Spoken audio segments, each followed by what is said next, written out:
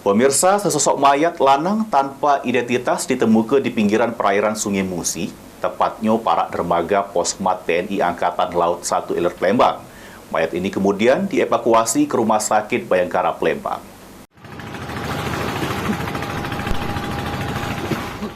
Pemulopas anggota TNI Angkatan Laut yang lagi siaga di pos pengamat atau Posmat, seli ada sesosok mayat mengapung di pinggiran perairan Sungai Musi 1 Iler Palembang.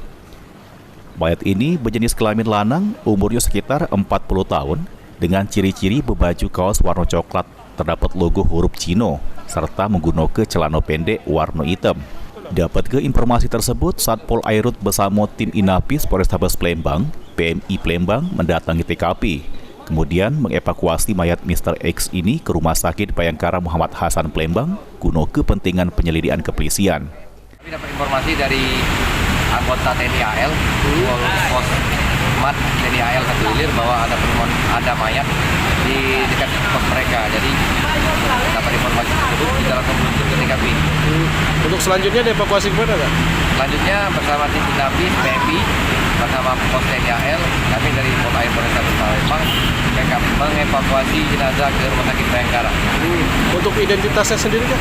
Sampai sekarang masih nihil, Mr. X masih. Untuk penyebab kematian apakah sudah diketahui, Kak?